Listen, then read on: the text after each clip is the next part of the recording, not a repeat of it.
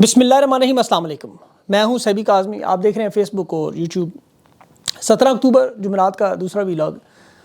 جلدی سے اہم خبریں اگر آپ کے سامنے رکھوں، ایک تو چیف جسٹس منصور علی شاہ کے نوٹیفیکیشن، اس پر حکومت ہار تسلیم کر رہی ہے۔ 24 گھنٹوں میں نوٹیفیکیشن جاری کرنے کی بازگشت ہے۔ تحریک انصاف کے لوگوں کو تو اغوا کیا جا رہا تھا، B N P Mengal group کے 2 سینیٹرز کا مسئلہ بھی تھا، لیکن اب مولانا فضل الرحمان پر حکومت نے بڑا وار کیا۔ جے یو آئی کے سینیٹر حاجی عبدالشکور مبینہ طور پر اغوا ہیں، اور سینٹ میں حکومت کی جو حامی جماعتیں وہ مل کر استعفیٰ دینے کے لیے، یہ 6 سے 7 بڑے استعفے تینوں جماعتوں کے لیے بہت بڑا گیم چینجر معاملہ ہوگا۔ سپریم کورٹ کے فیصلے پر مخصوص نشستوں پر عمل درآمد کے لیے الیکشن کمیشن نے بھی ہنگامی اجلاس کل بلا لیا ہے۔ بڑا فیصلہ متوقع ہے، اور ایک اور بڑا اجلاس جو اس وقت پابندیوں پہ پاکستان پر انٹرنیشنل اجلاس ہے، یہ اقوام متحدہ کا انسانی حقوق کی خلاف ورزیوں پر جاری ہے، اور طلباء تحریک اس وقت نیکسٹ لیول پر پہنچ چکی ہے۔ مریم نواز کا استعفیٰ بھی مانگ لیا، پنجاب بھر میں اسکول کالج بھی بند کر دیے، دفعہ 144 پہ لگا دی، اور تحریک انصاف کا احتجاج بھی کل پاکستان میں، اور شیخ حسینہ کے وارنٹ بھی جاری ہو گئے ہیں۔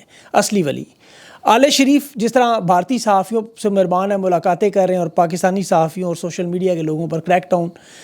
اسحاق ڈار کی کرکٹ ڈپلومیسی بھارت نے آج رپورٹ مسترد کر دی۔ کے پی میں بڑے اچھے کچھ نقشے قدم پر خان کے چلتے ہوئے اسکیم لانچ ہوئی ہیں، لیکن عالم اسلام میں آج ایک بڑی شہادت کی ایک اور اسرائیل کی جو خبر، رنج کی خبر۔ لیکن مولانا فضل الرحمان کی سب سے پہلے ان کے جو سینیٹر حاجی عبدالشکور اس وقت اغوا ہوئے ہیں، حکومت ایک طرف تو اغوا کر رہی ہے، دوسری طرف نوٹوں کی بوریاں کھول رہی ہے۔ 12 ووٹ لینے کے لیے انہوں نے بجٹ رکھا ہوا تھا 10 ارب کا، وہ اب بجٹ بڑھا کے 40 ارب تک چلا گیا ہے، بولی 4 ارب تک چلی گئی ہے۔ دنیا کے کسی بھی ملک میں کسی بھی کرنسی میں کہیں بھی پیمنٹ کرنے پر تیار ہیں، اور پاکستان کے لیکن سینیٹرز اور پارلیمنٹیرینز ڈٹ گئے ہیں، اور یہ تحریک انصاف کے علاوہ باقی جماعتوں کے لوگ بھی ڈٹ گئے ہیں۔ اس کی میں وجہ آپ کو بتاتا ہوں، اور یہی مجبوری تھی کہ حکومت کو آج سینٹ کا اجلاس آج بھی ملتوی کرنا پڑا۔ آئینی ترامیم پر ان کا اتفاق نہیں ہو سکا، اجلاس کل دوبارہ بلایا گیا ہے تاکہ یہ آئینی بینچ کے جو کیسز ہیں وہ حل کیے جائیں۔ اب سپریم کورٹ میں آپ کو پتہ ہے آئینی بینچ کے قیام کی تجویز، یہ بہت بڑا معاملہ بن چکا ہے۔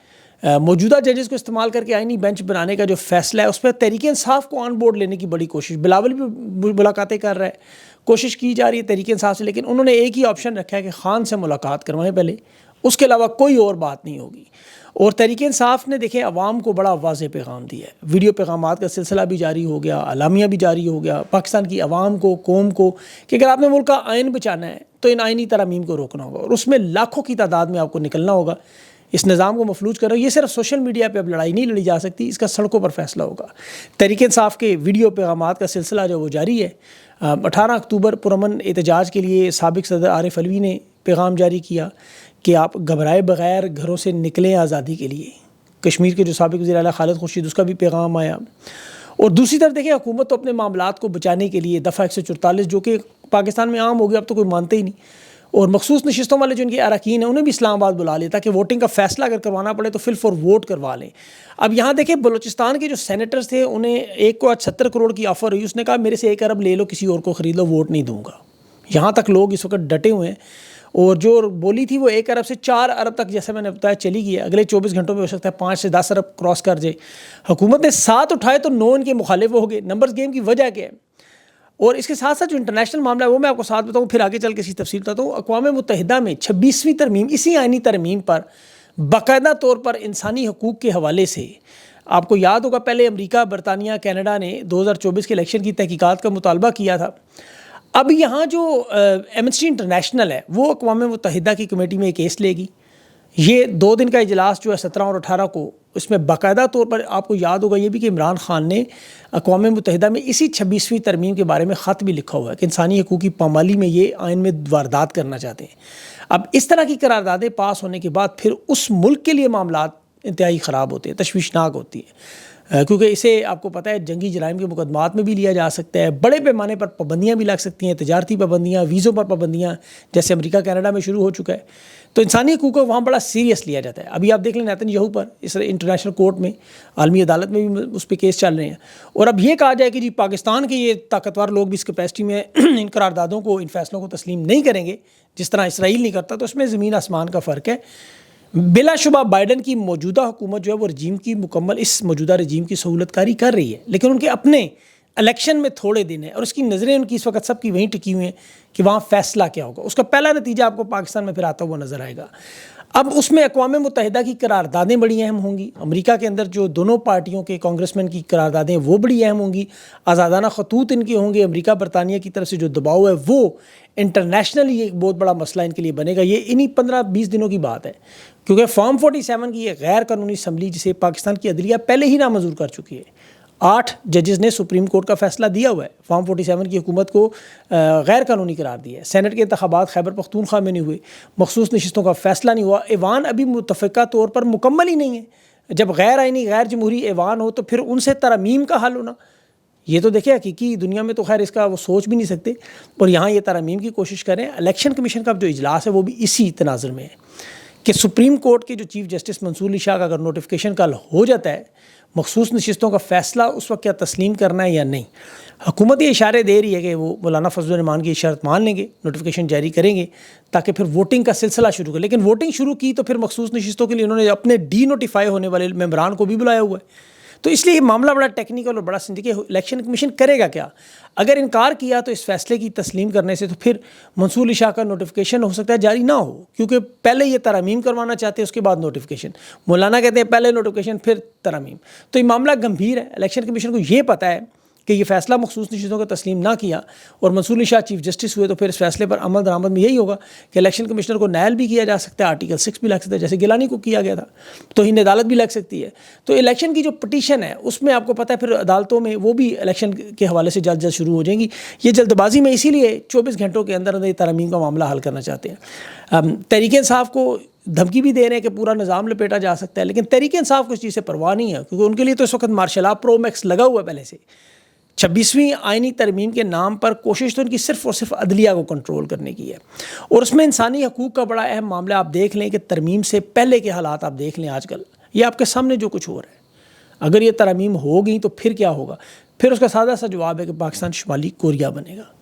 اب نون لیگ بضد ہے کہ وہ 8ویں ترمیم انسانی حقوق کے نکالیں اس میں سے، اور ملٹری کورٹس بھی بنائیں، کیونکہ انہیں پیچھے سے اشارہ کیا جا رہا ہے، پیچھے سے بوٹ لگتا ہے۔ عرفان صدیقی نے آج بھی سینٹ میں یہی کہا کل ہم 26ویں آئینی ترمیم لائیں گے، اور سینٹ میں لیکن کی واردات دیکھیں ناکام ہوئی ہے۔ مولانا فضل الرحمان اس وکٹ پہ جو بیٹنگ کر رہے ہیں بڑی سلو کر رہے ہیں، وہ اس میچ کو آہستہ آہستہ ڈرا کی طرف لے کے جانا چاہتے ہیں۔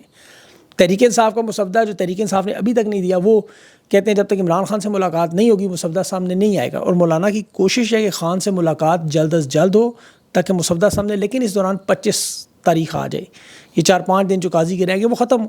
حکومت کی ڈسپریشن تو یہ ہے، بلاول کی بلکہ کہیں کہ وہ بے چینی یہ ہے کہ وہ تحریک انصاف کے رہنماؤں کے پاس بھی چلا گیا، عمر ایوب بیرسٹر گور سے ملنے چلا، ذرا منہ دیکھیں، مطلب اس کی ہمت دیکھیں کہ کس طرح انہیں راضی کرنے کے لیے چلا گیا۔ 7 لوگ کہتے ہیں اغوا کیے ہوئے ان کے، اور اس کا ان کا بڑی بری طرح نقصان ہے۔ دیکھیں اب پاکستان کی تاریخ میں ہم لوگوں نے کبھی نہیں دیکھا جو ہم دیکھ رہے ہیں۔ یہ حقیقت میں جہاں تک میری یاداشت ہے، اس طرح بڑے بڑے سارے سینئرز لوگوں کی بھی یہی حالات ہیں کہ سینٹ کے اندر حکومتی اراکین، وہ جماعت جو ہمیشہ حکومت کا حصہ رہے، جنہوں نے ابھی بھی اس حکومت کو بنانے میں مدد کی، اس جماعت کے سینیٹرز کھڑے ہو کے رو رہے ہوں۔ سینیٹر نسیمہ احسان وہ BNP مینگل گروپ کی سینیٹر ہے، سینیٹر کے اجلاس میں وہ باقاعدہ طور پہ رو رہی تھی، وہ کہہ رہی تھی میرے پارٹی صدر سے بات کریں، مسائل حل کریں۔ خاتون ہو کے بھی دلیری سے یہ لڑ رہی ہیں، ڈاکٹر زرکا لڑ رہی ہیں، ساری خواتین۔ وہ رپورٹر سے پوچھ رہے تھے کہ آپ ووٹ دیں گی حکومت پہ، آپ کو دباؤ ہے، تو اس نے کہا یہ سب کچھ آپ کو نظر نہیں آ رہا۔ فضل الرحمان گروپ کے کامران مرتضیٰ وہ جو وکیل ہیں، اس نے کہا میں جب اس سے گفتگو کر رہا تھا 2 منٹ اور کرتا تو میرے بھی آنسو نکل آتے۔ مطلب حالات اس لیول پہ ہو کر ہے، پاکستان کو اگر آپ نے ایسے چلانا ہے تو ووٹ ہم نہیں دیں گے، پھر جو مرضی کر لیں۔ وہ عوامی نیشنل پارٹی جو ان کی اتحادی ہے، اس کا سینیٹر ارباب عمر فاروق کہہ رہا تھا قاسی کہ ہمارے لوگوں پر سینٹ میں دباؤ ڈالا جا رہا ہے، یہ 15-15 20-20 لوگ پولیس والے کھڑے کر کے، اب تو کوئی جتنا مرضی بغیر ہو تو ووٹ نہیں دے گا، اب مسئلہ حل نہیں ہوا تو پھر استعفیٰ دے دیں گے۔ تو یہ ان کے پاس 6-7-8 استعفے آ جائیں گے۔ مینگل گروپ کے اختر مینگل وہ بھی وطن واپسی کی طرف اعلان کر رہے ہیں، وہ کہہ رہے ہیں میں واپس آ رہا ہوں، دباؤ ڈالنا ہے تو میرے اوپر ڈالو۔ اب ہم سب لوگ استعفے، تو یہ 3 استعفے، یہ ANP کے JUI اگر ان سے ہٹ جاتی ہے تو پھر نون لیگ کے اندر بھی لوگ ہیں، جاوید عباسی، سعدیہ عباسی، بہت سارے ایسے لوگ ہیں، میں نے نام لے لی، ان کے ترامیم کے حق میں ووٹ نہیں دیں گے۔ مقصد ان کا صرف حکومت بچانے کا نہیں ہے، یہ اندھی طاقت ہے جس میں دیکھیں یہ کل جو ووٹ آج دے رہے ہیں حکومت کے اپنے لوگ، ان کے اہل خانہ بھی پھنسے ہوں گے اور کوئی بولنے کے قابل نہیں ہوگا۔ تو اس لیے حکومت جو تحریک انصاف کا مومنٹم جلسوں جلوس کا احتجاج کا بنانے کا روکنے کی کوشش کر رہی ہے، اور تحریک انصاف بھی آپ کو پتہ ہے جس طرح اسٹوڈنٹ تحریک کو دیکھ رہی ہے کہ صاحب وہ عروج پر پہنچ رہی ہے۔ اب ان بچوں کا ڈر دیکھیں کہ پنجاب کے اسکول کالجز نے بند کر کے دفعہ 144 لگا دی، یہ اس کا حل انہوں نے نکالا ہے. اب یہ ایک لیڈر لیس تحریک ہے. یاد رکھے کوئی رہنما نہیں ہے جس کے ساتھ بیٹھ کے بات چیت کریں گے کہ آپ ڈی چوک نہ پہنچیں. اگر یہ ڈی چوک پہنچ گئے تو پھر معاملہ خراب ہے, کیونکہ کل انہوں نے چھٹی دے دی, بچے سارے فارغ ہیں. اب ان بچوں کا اصل میں معاملہ تحریک انصاف کے لیے نہیں نکلے. یہ پاکستان کی آبادی دیکھے تو جو 1970 سے 96 تک تھے, جنہیں ہم ملینیل کہتے ہیں, جنریشن وائی کہہ لیں, اب وہ لوگ ہیں. اور دوسری طرف 1997 سے 2012 کے بچے ہیں, یہ جنریشن زی کے بچے ہیں. اب جو اس کے بعد آ رہے ہیں وہ تو جنریشن الفا ہے. اب جنریشن زیڈ اور الفا کے بچے دونوں ملائے, یہ آرٹیفیشل ٹیکنالوجی کے بچے. اب ہمارے دور میں دیکھیں والدین مارا کرتے تھے, اساتذہ اسکولوں میں کالجوں میں مارا کرتے تھے, لوگ برداشت کر لیتے تھے.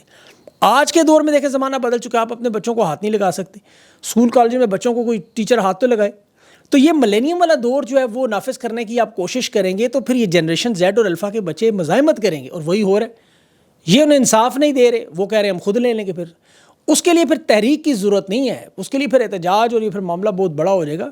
ابھی بختر بند گاڑیاں منگوائی گئی ہیں دیکھیں پنجاب میں, اور اسٹینڈ بائی پہ رکھے ہوئے رینجرز, اور یہ پورے پاکستان میں معاملہ پھیل جائے گا. یہ چاہے 200, 250, 1500 جتنے مرضی کی رفتار کریں, کریکٹر سرٹیفکیٹ کی دھمکیاں دیں, جو مرضی کریں, ان نوجوان طلباء کا کوئی رہنما نہیں ہے. یہ بڑا خطرناک معاملہ ہے.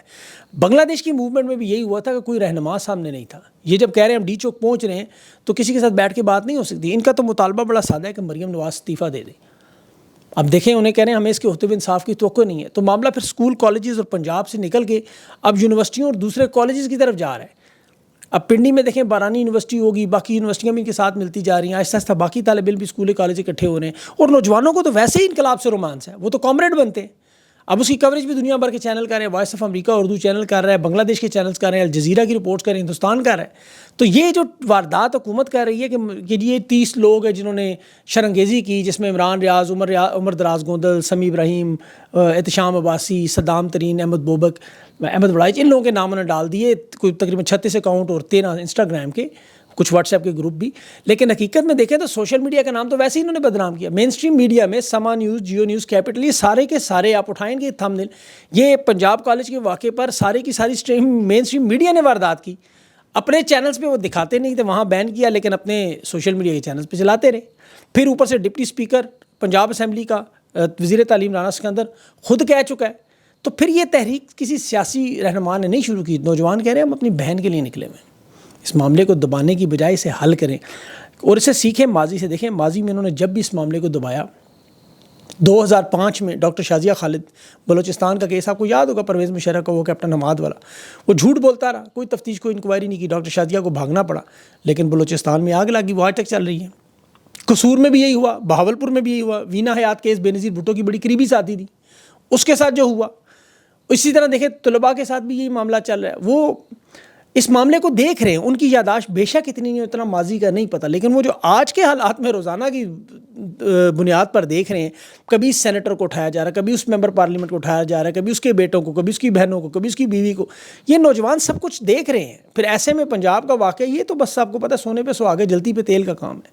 تو اس کو روکنے کا حل ان کے پاس کوئی نہیں ہوگا. یہ یاد رکھے, تحریک انصاف یہ نہیں ہے کہ ان کو بٹھائیں گے اور کوئی مذاکرات گنڈا پور کر لے گا یا بیرسٹر گور بیٹھ کے بات کر لے گا. بچوں کا کوئی والی وارث سامنے نہیں آئے گا, یہ خود ہی چلیں گے اور خود ہی روکیں گے. اور پھر یہ جس طرح بنگلہ دیش میں ہوا, پھر انہیں مداخلت کرنی پڑے گی, پھر ہو سکتا ہے آرمی چیف کو سامنے آنا پڑے, ان کو بٹھا کے بات کریں اور معاملے کو حل کریں. تو اس سے بہتر ہے کہ پہلے معاملہ حل کر لیں, آئینی ترامیم ذہن سے نکالیں, اور یہ سیدھا سیدھا قانون پہ چلتے ہوئے قاضی صاحب کو جانے دیں, منصور علی شاہ صاحب کو نوٹیفیکیشن کریں, اور اس کے بعد تمام معاملات عدلیہ پہ چھوڑ دیں. جتنا طاقت کا استعمال ہوا ہے, جب سے لوگوں کا کہنا تھا کہ سابق وہ ISI کے ہیڈ گئے ہیں تو معاملہ ٹھیک ہو جائے گا, لیکن معاملہ مزید بڑھ گیا.